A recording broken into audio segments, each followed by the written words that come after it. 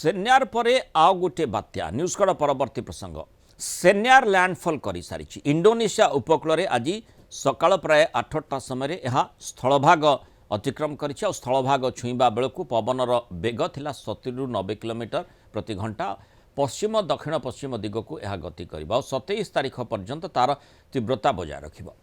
परवर्ती 24 घंटे पूर्व दिग आड़ को रिकर्व कर दुर्बल पड़ज बात्या सेन्यार से दक्षिण पश्चिम बंगोपसागर एवं दक्षिण श्रीलंका निकट में जो गोटे स्पष्ट चिन्हित लघुचाप क्षेत्र रही उत्तर उत्तर पश्चिम दिग को गति कर परवर्ती 24 घंटे आहरी घनीभूत होतापर आहरी 24 घंटा पर 48 घंटा नजर रही यह आहरी घनीभूत हुई दक्षिण पश्चिम बंगोपसागर में उत्तर उत्तर पश्चिम दिग को गति कर तमिलनाडु और पुडुचेरी आड़ को मुहैब 29 तारीख बेलू यह बात्यार रूप नहीं पारे जदि बात्या सृष्टि हुए तार ना रहिबो दित्वा। तेणु एभली स्थिति आमे देखुचे जो दुई दुईटी लघुचाप क्षेत्र होइतिला ता अधिक घनीभूत हेलाणी एवं दुई दुईटी बात्या मध्य आमे बंगोपसागर रे देखुचे जार प्रभाव कौन रहुछि सेन्यार जेहेतु लैंडफॉल करी आगो को अग्रसर हेउछि एवं एपटे जो श्रीलंका निकट रे जो गोटे सिस्टम रही ता मध्य अधिक घनीभूत होई ता सहित मिसिब आम आलोचना करबा से संपर्क आम सहित वरिष्ठ पाणीपाग विज्ञानी प्रोफेसर संदीप पट्टनायक जोड़ी होती। प्रोफेसर पट्टनायक स्वागत करबा आलोचना को जहाँ आम आशंका करथिले सेन्यार आग को आसीबो किंतु सेन्यार लैंडफॉल करिबा परे दुर्बल पड़िबो एवं रिकर्व करिबा परे एठू जो श्रीलंका पटू जो सिस्टमटी रही जेतेबेले आग को बढ़िबो उभय मिसी आ गोटे बात्या सृष्टि करि पारते जो भले आकलन करा जाउछि जे दक्षिण भारतर अंचल को प्रभावित करि पारे तार गतिपथ आउ तार भीषणता नहीं कौन कहा जाई पारे प्रारंभिक पर्यायर। नमस्कार। हाँ ये गोटे ज्वलंत उदाहरण जोटा आम 21 तारीख रु देखुचु जेतेबेले आपणकर गोटे बेसिन रे दी तीनिटी सर्कुलेशन चलिबो दीटा जाक सिस्टम बनिबे सीए दीटा जाक दुर्बल बनिबे खाली मोस्टली आपण जे देखिबे से एकाडेमिक साइक्लोन तार जो प्रभाव देखिले बहुत कम किंतु वर्तमान आपण जदि सेनियर को देखिबे से तो मुख्यतः दुर्बल कंडीशन थिला टिके एमजीओ मूवमेंट हला पर टिके घनीभूत हला किंतु मुख्यतः तार जो पारिपार्श्विक अवस्था बहुत हॉस्टाइल रहउची आ दुर्बल सिस्टम सेही जो एरिया रु बाहरिबा भी ता पई संभवपर नुहे तेणु से मुख्यतः से उत्तर इंडोनेशिया मालयेशिया से अंचल रे जहाँ भी वर्षा टिके देकी तार जीवन चक्र शेष करिवो। वर्तमान तार परे जो सिस्टम आमर दक्षिण पश्चिम बंगोपसागर पार्श्ववर्ती श्रीलंका उपकूलवर्ती अंचल बनुची तार भी जो पारिपार्श्विक अवस्था देखिए सी भी बहुत हॉस्टाइल एनवायरनमेंट कारण स्थलभाग सहित घसी होउची तेणु संघर्ष करुची संगठित हबा पई कि काली काली तार जो गतिपथटा रहउची टिके ओपन वाटर्स को दक्षिण पश्चिम बंगोपसागर को आसी पारे सेति पई कि घनीभूत प्रक्रिया रे त्वरित आसी पारे किंतु काली आ पर दिन दी दिन ता पाखरे समय रहउची घनीभूत हवा पाई कि कारण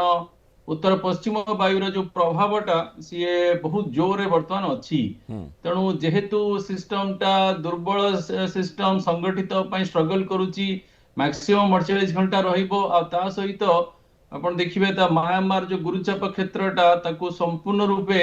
चापुची पश्चिम रु पूर्व को तेणु ताकू उत्तर पूर्व दिग को जीवा पई कि भी क्षमता नाही उत्तर को जीवा पई क्षमता नाही तेणु ऑप्शन केवल बंची जाउची जे उत्तर तमिलनाडु दक्षिण आंध्र प्रदेश पाखापाखी अंचल रे वर्षा देकी मते लागुची से स्थल भाग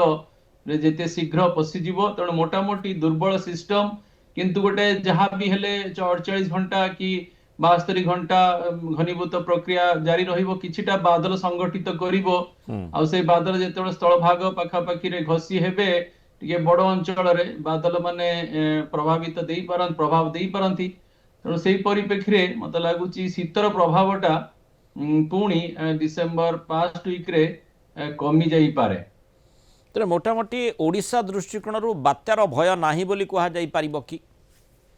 हाँ वर्तमान धीरे धीरे आपन स्पष्ट हला सेनियर तो वर्तमान आउट ऑफ क्वेश्चन आपनकर नेक्स्ट जो सिस्टम टा रहिला से घनीभूत हबो किंतु तार मोटा मोटी जदि प्रोजेक्शन देखिबे ता पाखरे एते शक्ति नाही से उत्तर अक्षांश को आसी पारे कोनोसी दुर्बल बात्या उत्तर अक्षांश को आसी परिबनी कारण उत्तर भारतीय भूखंड उत्तर बंगोपसागर बहुत विपरीत परिस्थिति अच्छी तेणु संगठन प्रक्रियाटा जदि सॉलिड हबो ताहले जाई कि आपण कैटेगरी 2 कैटेगरी 3 हेले ऊपर अक्षांश को उठी परिवे तेणु सीधा सड़क प्रभाव मते किछि लागुनी हाँ टिके इनडायरेक्ट इफेक्ट रही पारे तार संगठन प्रक्रिया और तार अवस्थिति को देखिकी किंतु मुख्यतः वर्तमान मोस्ट वनरेबल आपण देखिया गले उत्तर तमिलनाडु दक्षिण आंध्र प्रदेश किछिटा मध्य आंध्र प्रदेश ई अंचलटा बेसी रहुची किंतु जेहेतु संगठित हबो टिके बादल आनिबो बादलटा को जगह से लैंड एंट्री करूची सेटा भी इंपोर्टेंट रहिबो कारण से जो तार जो अवस्थित रहुची मुख्यतः से स्थल भाग सहित एकदम रहुची जदि टिके माने दक्षिण पश्चिम बंगोपसागर पार्श्ववर्ती दक्षिण पूर्व बंगोपसागर हंदा ताले से स्टीयर हे जानता टुवर्ड्स म्यांमार थाईलैंड किंतु से एते स्थल भाग पाखे रहुची उत्तर को उठी पारुनी तेणु बहुत लिमिटेड ऑप्शन ए सिस्टम पाई रहुची दुर्बल सिस्टम प्रभाव मते कहीं बेसी लागुनी किंतु टिके अपेक्षा करि जिबा जे बादल खंड गुरा केते पर्यंत विचलित होउछन आपण जे देखिबे मंथा सिस्टम टा जदियो आंध्र रे गला किंतु वर्षा हमर दक्षिण ओडिसा रे देई पाल माने गोटे दिन कि दी दिन वर्षा देला किंतु ये केते संगठित होउची टिके अपेक्षा करि जिबा वर्तमान आंध्र और तमिलनाडु बेसी वनरेबल लागुचंदी एवं जेमती माने मु देखुतिली जो भली भाबरे जीएफएस मॉडल एवं ईसीएमडब्ल्यूएफ मॉडल मध्य विशेष करी जो तमिलनाडु आंध्र उपकूल रे एई दित्वा बात्याटी बेसी घनीभूत हो पारु नाही एवं ता सेठी जेतु स्थलभाग सहित संघर्ष करूची तार स्थिति मध्य सेठी प्रश्न भितर को आसुची किंतु सेठी जहाँ आपण आलोचना करुथिले जे उत्तर पश्चिम वायुर प्रभाव बेसी रहुची कि जोथि पई एहा आगो को बढ़ी पारिबो नाही हाँ हाँ उत्तर पश्चिम वायुटा कौन होची कि आपणकर 26 तारीख आजिठू प्रभावटा पड़िबो केवल ओडिशा नुहे उत्तर भारतर बहुत राज्य के ऊपर पड़िबो उत्तर प्रदेश बिहार ओडिशा छत्तीसगढ़ पश्चिम बंग झारखंड दिल्ली पंजाब टिके शीत बढ़िबो आपण भी ओडिशा रे मते लागुची नेक्स्ट 3-4 दिन आसुची भल शीत रही पारे तेणु से प्रभावटा टिके बेसी अच्छी आ जेतेबेले ये उत्तर अक्षांश को जो समय चढ़ुथुव से समय रे ही उत्तर पश्चिम वायुर प्रभावटा बेसी रहिबो तेणु मोटामोटी जदि आपण शक्तिशाली न हेबे आपण आंध्र दक्षिण आंध्र पंत आसीबे कि ताठू टिके पाखापाखी अंचल आसीबे ता ऊपर को चढ़िबा हेले शक्ति दरकार या पाखरे एते शक्ति मते काई लागुनी 48 घंटा रे एते शक्ति हेई परिबो शक्तिशाली हेई परिबो तेणु जस्ट गोटे क्राइटेरिया फिट कर जाई पारे गोटे बात्यार आख्या दे जाई पारे किंतु मुख्यतः तार जो प्रभावटा वर्तमान मोटामोटी लागुची आंध्र तमिलनाडु बेसी पाइबार संभावना रहउची एवं ये गोटे आश्वस्तिकर सूचना निश्चय रही जो प्रारंभिक पर्यायर आम संपर्कित चर्चा करुचे जे